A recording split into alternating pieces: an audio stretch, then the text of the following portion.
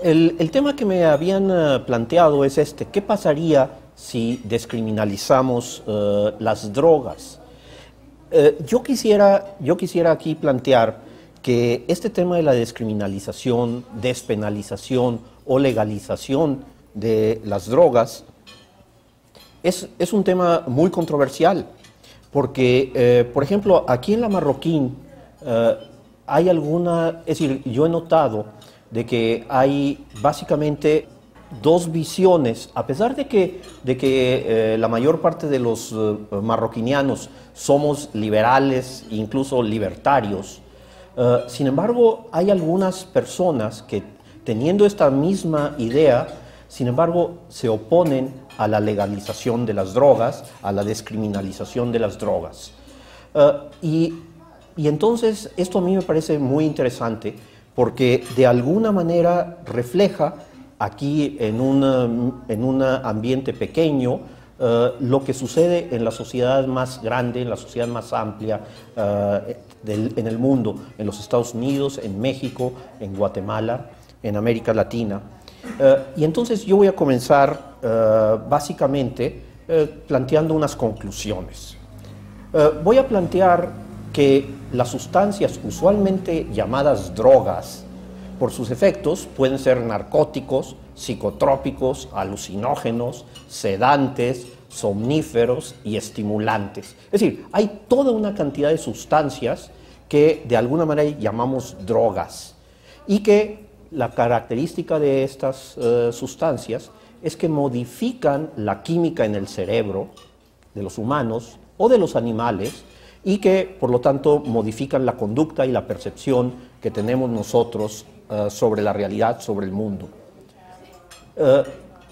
Mencioné que no solamente sobre los humanos, sino también sobre los animales, porque se ha encontrado que hay muchos animales que se drogan, es decir, que utilizan algún tipo de estimulantes, de narcóticos, de cosas para modificar su química cerebral.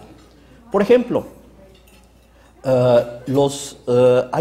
hay muchos tipos, muchas especies de pájaros que, cuando las frutas se fermentan, se comen las frutas fermentadas. Es decir, les gusta el alcohol, igual que a los humanos. ¿Por qué? El alcohol tiene efectos agradables cuando se toma una cantidad moderada. Entonces, hay animales que lo hacen. Los elefantes hacen lo mismo. Los elefantes buscan frutas fermentadas y se las comen. ¿Por qué? El alcohol tiene efectos agradables. Bueno, estos bellísimos, que parece, es decir, que cuando uno está de novio con su novia le regala un osito koala. Los ositos koalas se drogan, se comen las hojas del eucalipto. ¿Por qué? Si ustedes han tenido tos en alguna ocasión, probablemente han tomado un jarabe de eucalipto. El eucalipto tiene sustancias que modifican la química del cerebro y que nos hacen sentir un poco adormilados, un poco, etcétera. Entonces, no solamente los humanos usamos drogas. Ahora, hay mucho tipo de drogas. Por ejemplo, aquí, tomando en cuenta sus efectos, yo mencionaba narcóticos, nos duermen; psicotrópicos, nos hacen cambiar nuestra percepción; los alucinógenos nos producen alucinaciones; sedantes nos tranquilizan; somníferos cuando no podemos dormir; y estimulantes que son muchos de las que usamos. Por otro lado, la sociedad ha decidido prohibir o criminalizar la producción, comercio y consumo de algunas de estas sustancias, y permitir en cambio el uso de otras. Y esta prohibición o este permiso no responde estrictamente a criterios racionales o explícitos. Por ejemplo, la descriminalización, y sigo con las conclusiones, la descriminalización de estas sustancias llamadas drogas va a tener consecuencias positivas algunas, negativas otras. Por ejemplo, entre las consecuencias positivas nos encontramos que se formalizan los mercados. Parte del problema que tenemos con la prohibición es la existencia de mercados informales, mercados que no están sujetos a la ley, a la regulación, mercados que, por no estar, digamos, formalizados, los empresarios que se encuentran en esa situación no pueden recurrir fácilmente a los tribunales. Y entonces aquí tenemos algo que es por lo menos el inicio de un problema. Por otro lado, entre las consecuencias positivas estaría la disminución de la violencia. ¿Por qué? Porque al formalizarse el negocio, al volverse un negocio aceptable, un negocio formal, los empresarios, productores, comerciantes de las drogas, de estas sustancias que están ahorita prohibidas, podrán acudir a los tribunales y podrán resolver sus conflictos de una manera más o menos decente. Por otro lado, va a haber una disminución, probablemente, de los daños a la salud pública. Ahora, entre las consecuencias negativas es que temporalmente, probablemente tendríamos algunos aumentos en los problemas de salud pública. Aquí parecería como que estas dos conclusiones están de alguna manera contradiciéndose. Un poco más adelante voy a explicar por qué. ¿Por qué no creo eso? Ahora, la humanidad siempre ha hecho uso de diversas sustancias que modifican la química del cerebro, que afectan la percepción y la conducta. El uso de estas sustancias ha estado relacionado con actividades sociales, tales como la religión. Muchísimas de las costumbres religiosas tienen que ver con este cambio en la percepción. Por ejemplo, podemos encontrarnos que entre los indígenas americanos, por ejemplo, yo, como decía Santiago, soy mexicano, y entonces allá en México tenemos varios grupos étnicos. Por ejemplo, en el norte se encuentran los huicholes, norte-centro se encuentran los huicholes. Ellos, por ejemplo, recorren enormes distancias en el desierto buscando el peyote. El peyote es un cactus que una vez que se come produce algún tipo de alucinaciones. En Oaxaca, en Chiapas y aquí en Guatemala, probablemente las culturas indígenas usaban los hongos alucinantes o alucinógenos. Estos son unos hongos que producen algún tipo de alucinación, lo usan los chamanes. Ahora, esto de los chamanes aquí en la zona del sur de México y en Guatemala es algo muy común. En Siberia los chamanes también usan algunas plantas para producir alucinaciones. Y todo esto dentro de un contexto religioso. Es decir, las drogas se han usado socialmente en contextos religiosos. Por otro lado, sin duda en la medicina.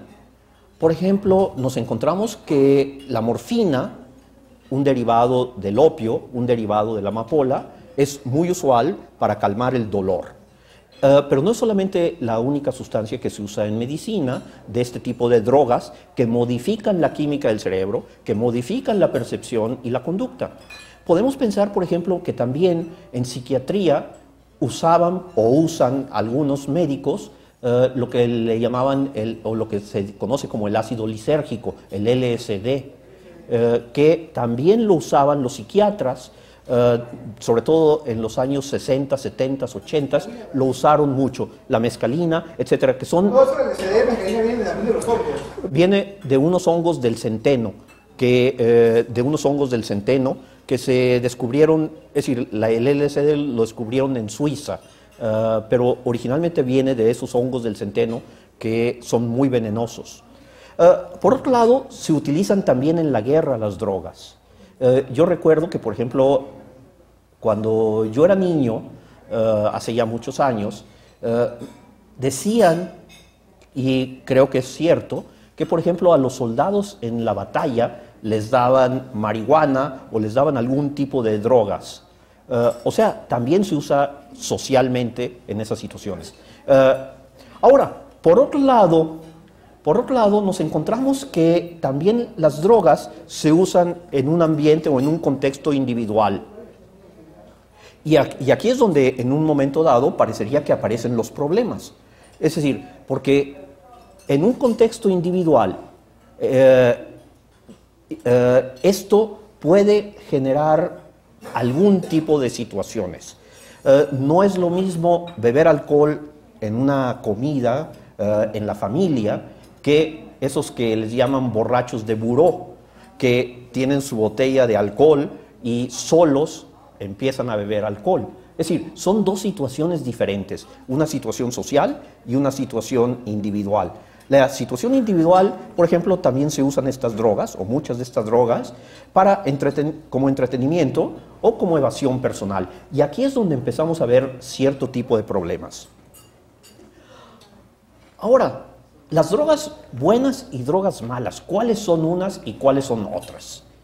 Yo creo que no parecen existir criterios estrictamente racionales para definir cuáles son buenas y cuáles son malas. Por ejemplo, ¿será el daño físico corporal que estas sustancias causan el criterio para decir esta es una droga buena o esta es una droga mala? ¿Será el daño social que estas sustancias producen para decir que es buena o es mala la droga? ¿Será el daño moral que estas sustancias causan? Algunos ejemplos. Por ejemplo, en China, allá por 1700, finales del siglo XVIII, los ingleses empezaron a producir opio. Opio que de alguna manera tenía algunas ventajas médicas, pero que de alguna manera algunos empresarios ingleses decidieron que podía ser un buen negocio. Se dieron cuenta de que había una cierta propensión de las personas que utilizaban el opio a requerir el opio nuevamente y quizá en cantidades un poco mayores. Y entonces decidieron algunos de estos empresarios que China, que era el mercado más grande del mundo en aquella época, como lo es todavía en esta época, sería un buen mercado donde vender su producto. El opio que salía originalmente de la frontera de Pakistán, Afganistán y la India. Y entonces empiezan a introducir el opio en China en el siglo XIX. Y los chinos se aficionan al opio. Y entonces el gobierno de China de alguna manera comienza a tratar de impedir que entre ese opio de contrabando. ¿Sería para salvar a su población? ¿Sería por razones económicas? ¿Sería por razones políticas que en China se prohíbe la importación de opio? Y por otro lado, los ingleses, es decir, China, tenemos que recordar que en esa época ya era un país relativamente atrasado, su tecnología era inferior a la de Occidente, a la de los ingleses, franceses, americanos, y entonces los ingleses básicamente le dicen a China, tú estás yendo en contra de una cosa que nosotros aquí en la Marroquina aceptamos, que es el libre mercado. Es decir, ¿cómo que nos vas a prohibir que exportemos de la India a China el opio? Y entonces viene la forma, es decir, viene Inglaterra y utiliza su poder militar y sigue introduciendo el opio a China. Entonces nos encontramos que allí en China el opio comienza siendo un producto de contrabando por parte de los ingleses y que el gobierno chino, por razones económicas y políticas, decide tratar de detener. Obviamente China no puede detenerlo y entonces van a dar la guerra del opio, que se da a finales del 19, principios del 20. Los Estados Unidos. En los Estados Unidos, por ejemplo, el problema con el opio comienza también más o menos a mediados del siglo XIX. Básicamente con los chinos que llegaban a la costa oeste, a California, a trabajar. Ellos ya venían un poco acostumbrados a usar el opio. Y entonces introducen un poco esa costumbre. Ahora, no hay que echarle la culpa a los chinos ni a los ingleses tampoco, porque del otro lado, en Europa, había personas también que les gustaba usar sustancias derivadas de la amapola, por ejemplo el láudano. Algunos de los grandes poetas y grandes escritores europeos usaban esas drogas también. Entonces no es un problema de los chinos ni es un problema de los ingleses. Pero la prohibición de las drogas en los Estados Unidos comienza realmente allá por principios del siglo XX. 1906 creo que es cuando se establece las primeras reglas que van a decir que ciertas sustancias no se vale que estén en los productos. La Coca-Cola, por ejemplo, originalmente parece ser que tenía un poco de cocaína, pero después del 1906 se les quita esta sustancia. Ahora, pero la prohibición, y el caso interesante que tenemos, es la prohibición del alcohol que se hace en los Estados Unidos durante la tercera década del siglo. Se establece la enmienda o se realiza la enmienda a finales de la segunda década y dura básicamente toda la tercera década del siglo, los 20. Y ahí vemos un poco las consecuencias de esa prohibición.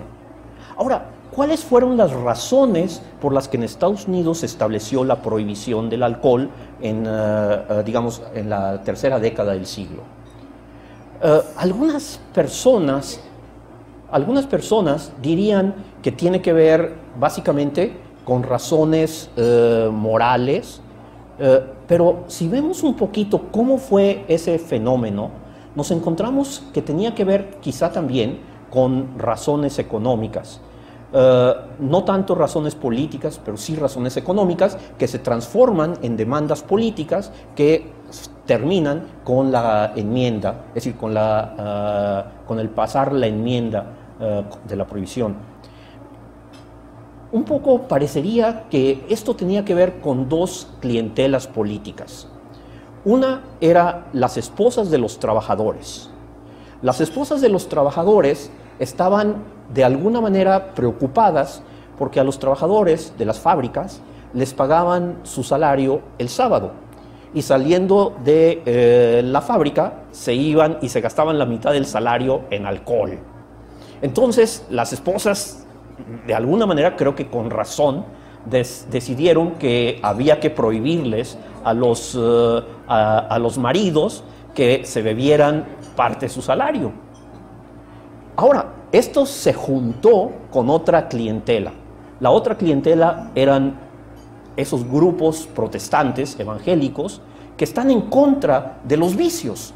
En los Estados Unidos y en Inglaterra, estos grupos protestantes evangélicos han tenido siempre la idea de que hay que luchar contra los vicios. Es decir, la moral no es algo individual, sino es algo público. Y entonces estos grupos de, vamos a decir, protestantes evangélicos, se unen a las mujeres, a las esposas, de alguna manera defraudadas por los cantineros, y entonces logran hacer una fuerza política suficiente para hacer la prohibición. Ahora, cada cultura y cada civilización, de alguna manera, decide cuáles son drogas aceptables y drogas no aceptables. Estoy usando drogas en el sentido de sustancias que producen cambios en la química del cerebro y que de alguna manera producen cambios en la percepción y en la conducta. ¿Ok? Por ejemplo, en el Islam se prohíbe el alcohol, pero se permite el hashish, el café y el tabaco. Nuestra cultura, la cultura occidental en general, permite el alcohol, pero prohíbe otras drogas como la marihuana, el ajenjo o la heroína. Las culturas prehispánicas prohibían el alcohol. Por ejemplo, no sé si ustedes han leído lo que les pasaba a la gente entre los aztecas que se emborrachaba. Entre los aztecas la gente se emborrachaba con el pulque. Bueno, solamente los viejos tenían autorización, de más de 60 años, tenían autorización de emborracharse. Los jóvenes no se podían emborrachar y incluso había pena de muerte a los que se emborrachaban. Entonces, los indígenas no aceptaban el alcohol, pero aceptaban los hongos, el peyote y otras drogas. Es decir, nos encontramos con que cada cultura tiene sus drogas buenas y sus drogas malas. Y esto es curioso. Me pregunto yo si habrá alguna relación entre los valores dominantes de una cultura y las drogas permitidas o prohibidas por esa cultura. En el caso del alcohol, aparentemente puede haber una relación entre el efecto de filtración que causa el alcohol en el desierto, que probablemente tiene un efecto más fuerte y perjudicial comparado con otras drogas como el hashish, que es marihuana, realmente el café y el tabaco. El café en la cultura occidental, por ejemplo, la revolución industrial, porque es una alternativa mejor al alcohol para los trabajadores industriales. Las culturas prehispánicas de repente, por razones religiosas, les gustan las alucinógenas porque permiten tener percepciones o ver cosas o espíritus que de repente entran mejor en su concepción religiosa del cosmos. Entonces, por ejemplo, las anfetaminas, la cocaína en cierto punto fueron estimuladas a principios del siglo XX porque se supone que aumentaban la capacidad de trabajo y la capacidad de concentración de las personas, hasta que se dieron cuenta que eran adictivas. Entonces, todo eso tiene un efecto. Claro, muchísimas gracias. Era algo muy parecido a lo que yo iba a comentar, pero que muchas gracias nos adelantaste. Parece que sí existe esa relación entre cultura y drogas. Esta es una explicación. Por ejemplo, hay culturas que favorecen más bien la pasividad y hay culturas que favorecen quizá una acción, una conducta mucho más activa. El alcohol es más activo o produce la cocaína, nos estimula, las anfetaminas nos estimulan, mientras que la heroína o la marihuana nos calman, nos tranquilizan, etcétera, etcétera. Y entonces parecería que por ahí puede haber una relación, como muchas gracias nos adelantaste. Ahora, entonces nos encontramos con que para la prohibición de las drogas existen razones económicas, razones políticas, razones de salud pública. En los Estados Unidos nos encontramos con razones morales, económicas y familiares. Un poco ya adelanté eso. Ahora, ¿cuáles son los costos de la prohibición? Y este es el punto que a mí me parece muy importante. En México, por ejemplo, hace 3 años y medio, el presidente Calderón declaró la guerra contra el narcotráfico. Bueno, esa guerra contra el narcotráfico ha producido hasta el momento más de 23,000 ejecuciones. Es decir, no estoy hablando de homicidios, porque los homicidios se dan en todas las sociedades. En alguna ocasión Gary Becker, cuando yo le preguntaba cómo le haría para eliminar la violencia y la inseguridad, me dijo que él no le gustaría un sistema donde no hubiera violencia e inseguridad. Le pregunté sorprendido, ¿por qué? Y me dice, porque eso significaría un estado policíaco. Es decir, tendríamos que tener un policía atrás de cada uno de los ciudadanos y atrás de cada policía tendríamos que tener otro policía. Entonces, lo que tenemos que aprender es con un cierto nivel aceptable de violencia, de inseguridad. Pero y entonces hay homicidios en todos los países. No hay ningún país donde no se den homicidios. Pero no es lo que yo estoy hablando aquí del costo de la prohibición. Por ejemplo, en los Estados Unidos se dan alrededor de 4.5 homicidios por cada 100,000 habitantes al año. Aquí en Guatemala yo hice una estimación hace 3 o 4 años, y eran alrededor de 48 homicidios por cada 100,000 habitantes, 10 veces más que en Estados Unidos. En Europa, los países tienen alrededor de 1, 1,5, 2 por cada 100,000 habitantes. Ahí tiene que ver mucho la prohibición de las armas. Es decir, no todo mundo puede tener armas en Inglaterra o en Francia o en España. En Estados Unidos, en cambio, la Suprema Corte acaba de declarar que la segunda enmienda se aplica no solamente a la Federación, sino a los estados también. Y entonces no se puede prohibir la posesión de armas en los Estados Unidos. Bueno, pero en México la cifra oficial es alrededor de 17 homicidios por cada 100,000 habitantes. Pero estos no son los homicidios que yo estoy hablando aquí. Aquí son homicidios que tienen que ver, que son ejecuciones. Podemos pensar todavía cosas más feas que aquí en Guatemala apenas están aprendiendo, ¿sí? Por ejemplo, las decapitaciones. Las decapitaciones que en México se han dado desde hace 3 años es parte del costo de esta prohibición. Ahora, el problema de la prohibición no es un problema mexicano, sino es un problema de los Estados Unidos. Porque en México la ley permite que los individuos puedan poseer y consumir una cierta cantidad de drogas. Puede uno tener marihuana en cierta cantidad, cocaína en cierta cantidad, heroína en cierta cantidad para consumo propio. Lo que no se vale es comerciarla, ¿sí? Entonces, esto lo hace un poco absurdo, pero en México la prohibición es del comercio, no del consumo. Pero en los Estados Unidos parecería que la prohibición es del consumo y del comercio, etc. Ahora, en Estados Unidos, ¿cuál es el costo de la prohibición? Estados Unidos, un país de 300 millones de habitantes, tiene 2,5 millones de personas en la cárcel en cualquier momento. De esos 2,5 millones de personas en la cárcel, hay alrededor de 2 millones que están por razones de drogas, ya sea que compraron, vendieron, hicieron cualquier cosa con las drogas. Ahora, ¿cuál es el costo de esos 2 millones de personas que están en la cárcel? Simplemente el costo de estar en la cárcel. En Estados Unidos se calcula que es alrededor de $50 por preso al día. Esto significa que son 100 millones de dólares diarios que cuesta tener a esos 2 millones de personas en la cárcel, que significa que son 36.500 millones de dólares al año, simplemente por tenerlos en la cárcel. Y estos no necesariamente son criminales peligrosos, son criminales porque usaron drogas, porque compraron drogas, porque vendieron drogas. Entonces, este es un costo bien importante. Pensemos lo siguiente, el comercio de drogas, de estas sustancias que modifican la química del cerebro, es alrededor de 150.000 millones de dólares al año. En México se calcula que los carteles mexicanos reciben alrededor de 30.000 millones de dólares al año. 30.000 millones de dólares es una cantidad muy importante, es casi 3% del PIB mexicano. Bueno, pero nos encontramos con que básicamente los carteles, ya sea los productores de la heroína, de la cocaína, de las anfetaminas, reciben alrededor de 50.000 millones de dólares que salen de la economía americana y se vienen a México, a Guatemala, a Colombia. Es decir, de alguna manera ahí hay una fuga de divisas que no sé si beneficia o perjudica a los Estados Unidos, obviamente a países como México y Guatemala, se podría pensar que los beneficia. México recibe alrededor de 22.000 millones de dólares de remesas, alrededor de 20.000 millones por petróleo, alrededor de 15.000 millones por turismo y alrededor de 30.000 millones por drogas. O sea, México, la economía mexicana sería un poquito más chica si no hubiera ese comercio. Pero para los Estados Unidos supongo que es un costo.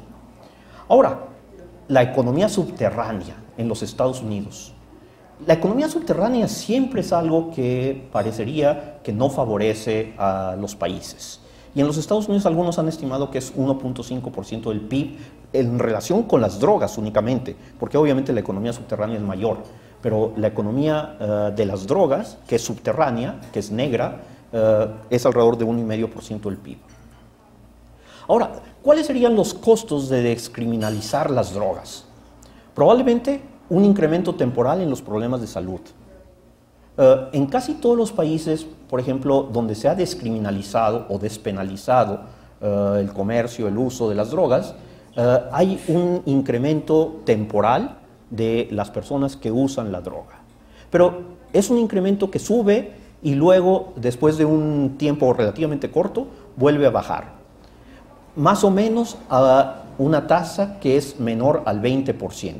En Holanda, por ejemplo, más o menos la cifra es de 17% después de que se legalizaron las drogas. Ahora, alrededor del 17% de las personas usan drogas, algún tipo de drogas. No necesariamente cocaína o heroína o morfina o lo que sea. Pero alrededor del 17% de la gente usa drogas. En todas partes, en todas las épocas. Ahora, ¿cuáles son los costos de las drogas? Por ejemplo, se ha calculado que el 80% de los costos de salud a nivel mundial los produce el tabaco. El tabaco es la droga que más daño, que más costos produce en el mundo. Claro, es un costo que se va a ver después de 20 o 30 años de que la gente fuma. No se ve de inmediato. Pero existe ese costo que es enorme. El 80% de los costos de salud los produce el tabaco. El alcohol produce alrededor de 14% de los costos de salud. Las anfetaminas y los sedantes, alrededor del 3,5%. La cocaína y el crack, 2,8%. La heroína y los opiáceos, 1%. Y la marihuana, 0,7%. Básicamente, esto nos indica Es decir, nos indicaría, si fuéramos racionales, cuáles son las drogas que habría que prohibir en todo caso. Es decir, porque no es el costo lo que nos está indicando cuáles son las drogas buenas o las drogas malas. Aparentemente hay algo más. ¿Por qué el tabaco sí y la marihuana no? Es decir, ¿hay alguna razón racional? Ahora, ¿cuáles son las consecuencias? Y con esto voy a terminar para quizá dejar un rato de preguntas o de comentarios que ustedes hagan. Bueno, yo creo que la consecuencia de despenalizar o descriminalizar las drogas sería la disminución de la violencia que genera la prohibición. En los Estados Unidos, cuando se dio la prohibición del alcohol en los años 20, aparecieron las bandas, los gángsters, que se mataban unos a otros en Chicago, hasta que vino Elliot Ness y acabó con Al Capone, utilizando básicamente temas fiscales. Pero básicamente nos encontramos con que la prohibición generó violencia en los Estados Unidos. La prohibición ha generado violencia en México, en Colombia, en los países que de alguna manera están tratando de detener el comercio o la producción y luego el traslado de las drogas hacia los grandes mercados, Estados Unidos y Europa. África, por ejemplo, se está convirtiendo en una zona de guerra nuevamente en la parte de Guinea-Bissau, básicamente porque Guinea-Bissau, que es uno de estos estados fracasados, un estado fallido, se ha convertido en el puente entre Colombia y Europa. Entonces los barcos llegan a Guinea-Bissau, Guinea-Bissau lo preparan y de ahí lo trasladan a Europa. Los grandes mercados son Europa y Estados Unidos, y ahí es donde vamos a tener que tratar el tema de la prohibición, los costos de la prohibición, porque en cierta forma parecería que es muy cómodo, si no tomamos en cuenta los costos económicos, para los Estados Unidos o para Europa es muy cómodo tener la prohibición, porque los que están matándose son en México, en Guatemala o en Colombia. Los países que están fallando no es los Estados Unidos, sino es estos países periféricos donde se produce y donde se traslada la droga. Entonces vemos que, por ejemplo, disminuiría también los costos económicos que la sociedad paga por la prohibición. Es decir, esos 36.500 millones de dólares, si echamos fuera a todos esos que están en la cárcel simplemente por temas de drogas, nos ahorraríamos 36.500 millones. Podríamos ahorrarnos también en todo un aparato de seguridad, de policía, que se dedica a combatir o a perseguir a los narcotraficantes. Haríamos que esos mercados que ahora son informales se volvieran formales. Y incluso podríamos, y yo sé que aquí en La Marroquín hablar de impuestos nos para los pelos a todo mundo, aunque yo no los tenga, pero de alguna manera, si formalizamos el mercado de las drogas, podemos cobrar impuestos y no sería una mala situación para países que requieren dinero, por ejemplo Guatemala, que está pidiendo prestado porque no puede cobrar impuestos. Entonces podríamos tener algunas ventajas. Por otro lado, habría una serie de disminución de los costos sociales. Por ejemplo, esos 2 millones de personas que están en la cárcel, ¿cuántas vidas realmente estamos echando a perder al meter a la gente a la cárcel? Normalmente gente joven que en un momento dado se divertían o que querían encontrar una forma de hacer dinero y que ahora se van a pasar varios años, si no es que toda la vida en la cárcel. En algunos estados de la Unión tenemos la regla de 3 strikes. Strike 1, strike 2, strike 3 y estás en la cárcel de por vida. ¿Cuánta gente no estaríamos de alguna manera salvando de esa manera? Un aspecto muy importante es la falta de respeto a la ley. Es decir, ley que no se cumple, ley que no es legítima, de alguna manera lo que hace es destruye ya el respeto que los ciudadanos le tenemos a la ley. Supongo que algunos de ustedes son papás. Yo tengo 4 hijos y yo me daba cuenta de que si yo establecía una prohibición o un mandato que mis hijos no iban a cumplir, yo perdía autoridad. Es decir, yo en un momento dado tengo que poner leyes o reglas que sean de alguna manera legítimas, es decir, que la sociedad las acepte. Y si vemos que en los Estados Unidos, por ejemplo, hay cifras de que 40 y tantos por ciento de la población americana ha usado drogas, a pesar de que las drogas están prohibidas, esto significa que 40 y tantos por ciento de la población no respetan la ley. Y si no respetan la ley en lo chiquito, también es posible que tampoco respeten la ley en lo grande. Entonces, este es un tema muy importante. De alguna manera, la prohibición nos hace que le perdamos respeto a la ley. Y esto es muy grave para una sociedad. Lo vemos aquí en Guatemala, lo vemos en México. Por otro lado, nos encontraríamos con que habría un aumento temporal, ligero, de los costos de salud. Vamos a pensar que efectivamente ahora más gente use la cocaína, más gente use la heroína, más gente use la marihuana. Vamos a pensar que efectivamente hay un pico, pero si vemos las cifras de los costos, el hecho de que la heroína, por ejemplo, se duplicara, el uso de la heroína se duplicara, significaría un 2% de los costos, nada más. Si vemos que la cocaína y el crack se aumentaran, se duplicaran, significaría que tendríamos un 5% de aumento en los costos. Es decir, de alguna manera ese pico de aumento sería un aumento relativamente pequeño, porque son costos relativamente pequeños los que producen estas drogas prohibidas. Ahora, la descriminalización de las drogas haría que se requieran nuevas regulaciones. Esto es bien importante. No podemos simplemente descriminalizar las drogas y dejar que cada quien haga lo que quiera. Es decir, tenemos que establecer reglas. Reglas que algunas serán muy sencillas. Por ejemplo, puede ser, no se les puede vender a los menores de 21 años drogas, como es el caso del alcohol en los Estados Unidos.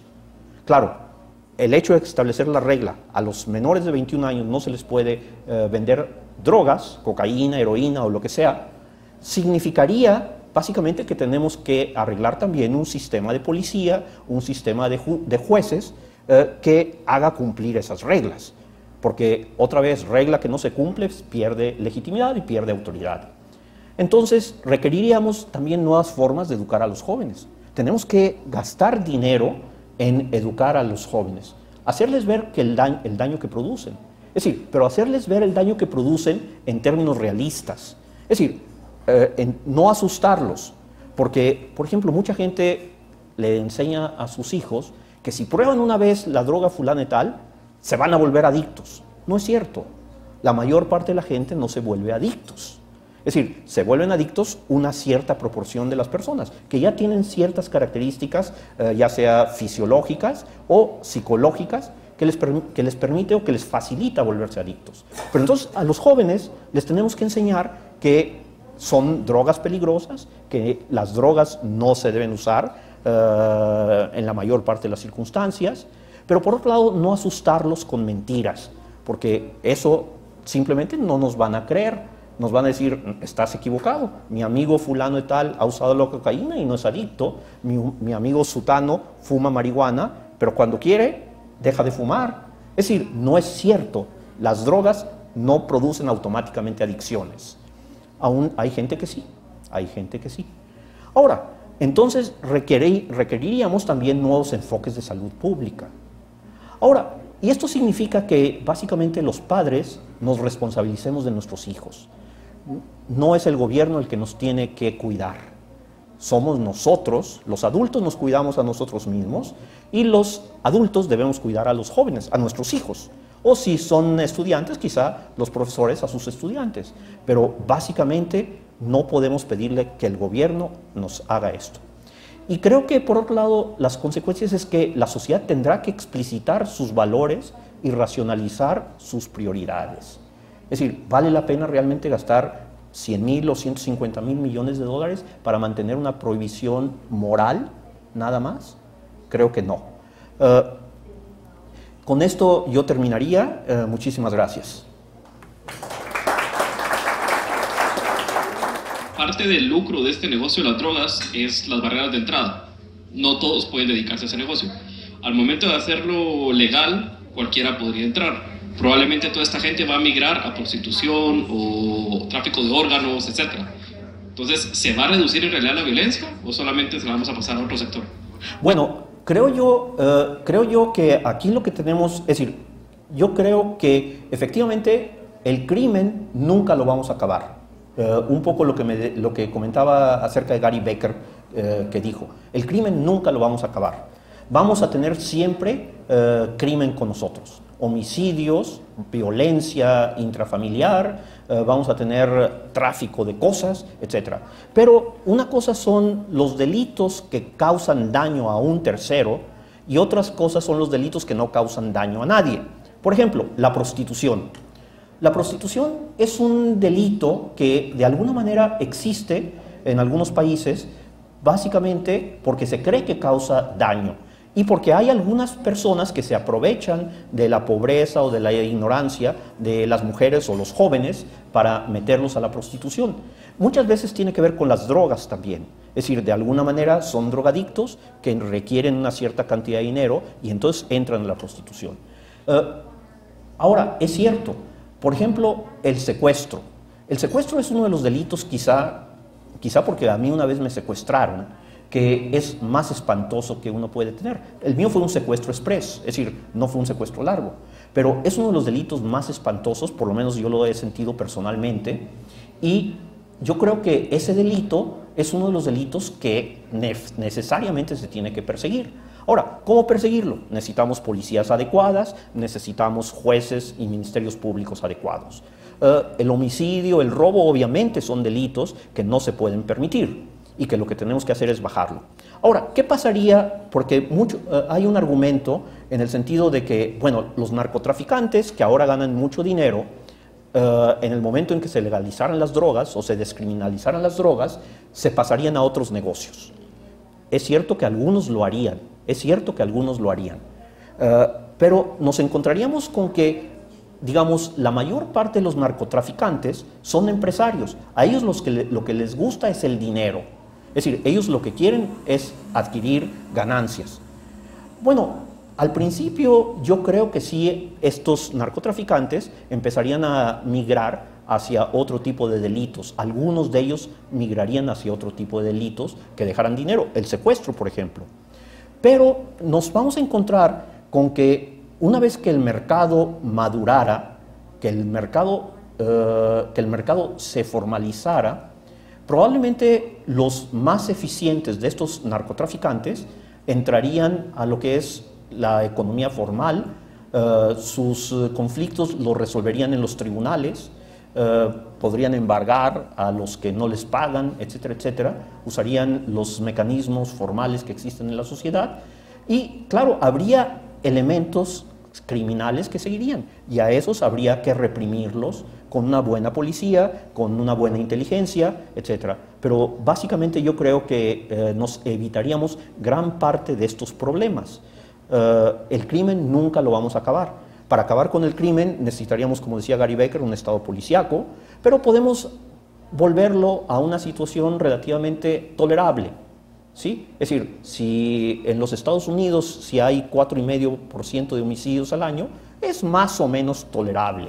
Si queremos un estado más fuerte, más eficaz, a lo mejor nos vamos a Inglaterra o a Suiza y entonces ahí tendremos homicidios de 1 por 100,000 habitantes y viviremos mucho más tranquilos.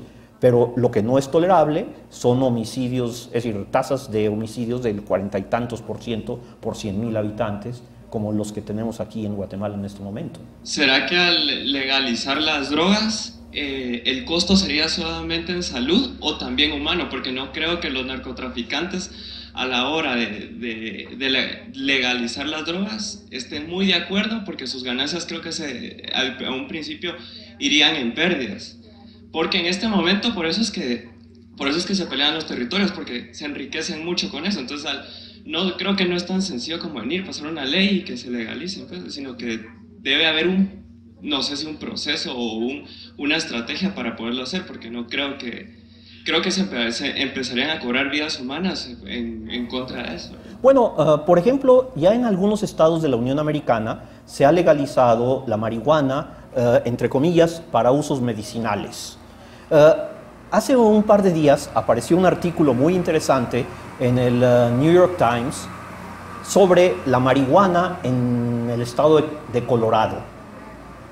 Se ha permitido que la gente pueda comprar y producir y vender marihuana en, podríamos llamar una especie de farmacias.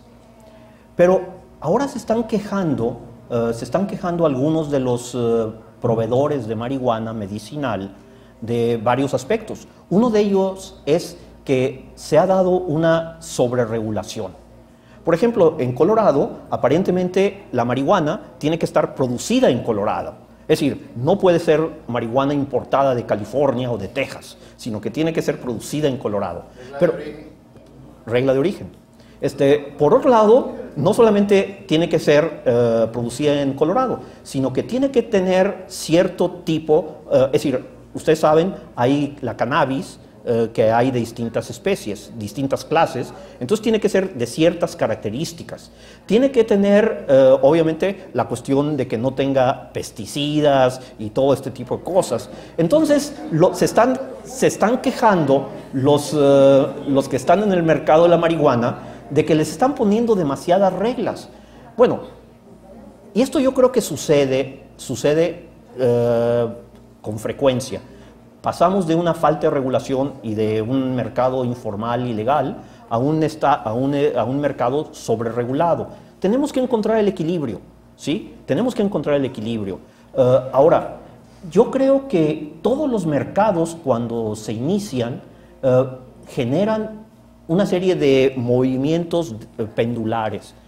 Si recordamos un poco la historia de los ferrocarriles en los Estados Unidos en el siglo XIX, nos encontramos también que había verdaderas guerras entre los dueños de los ferrocarriles.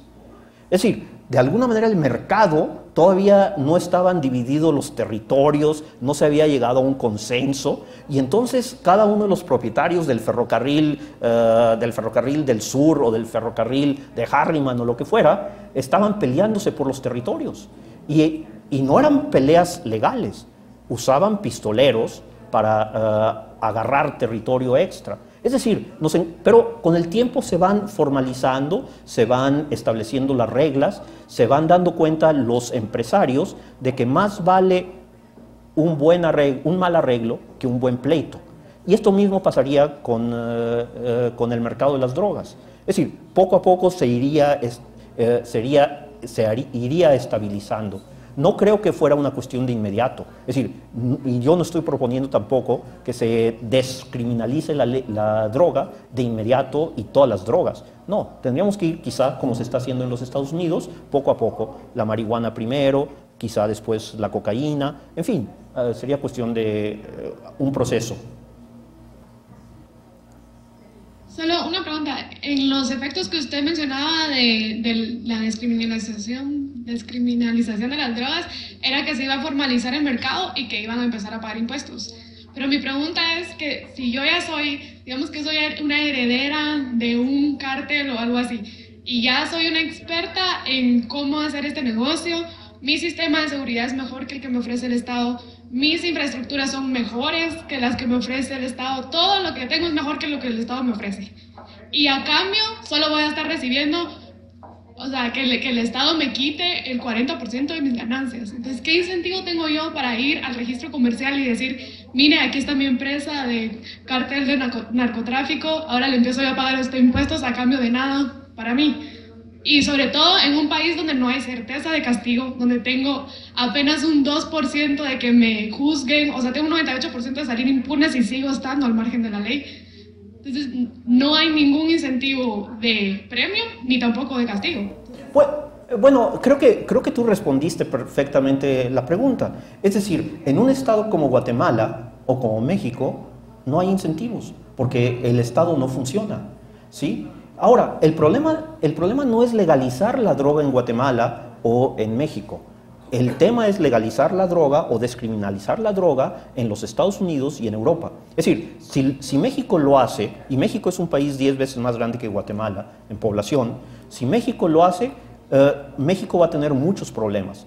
Va a tener muchos problemas con Estados Unidos y con Europa. Es decir, México y Estados Unidos va a bloquear a México, los mexicanos ya no vamos a poder pasar fácilmente la frontera, ya es difícil de por sí, pero va a ser mucho más complicado. Europa va a hacer lo mismo, es posible que haya un bloqueo comercial, etc. Es decir, no, que lo legalice México o Guatemala o Colombia, no importa. Es decir, el problema es el problema del mercado, es decir, de los consumidores. El problema es Estados Unidos o Europa.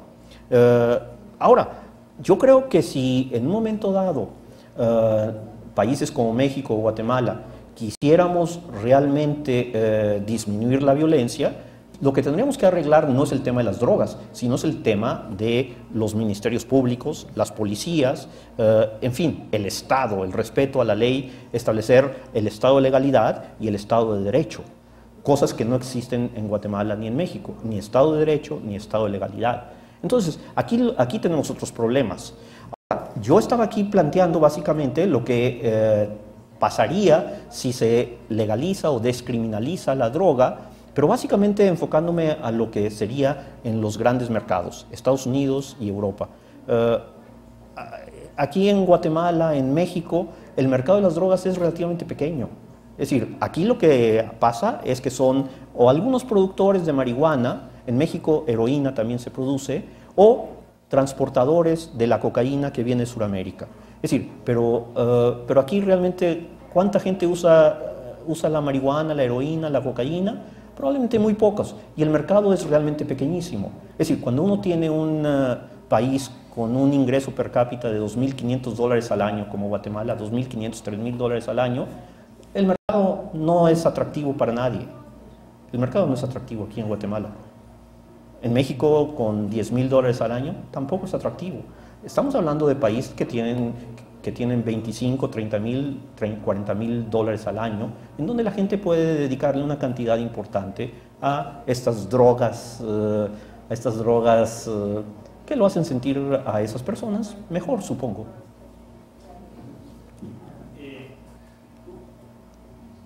Me estaba acordando cuando mencionó el uso militar de las drogas, cuando yo estaba en Irak en el 2006 y 2007, cuando la guerra estaba realmente en la fase más recia de Al-Qaeda contra Jaish al-Mahdi y todos, yo escribí un memorando con una propuesta de estrategia para terminar la guerra en Irak, y dije que los Estados Unidos tenían que comprar el suministro mundial de éxtasis y ponerlo en el agua en Irak para que se lo tomaran y así apaciguarlos.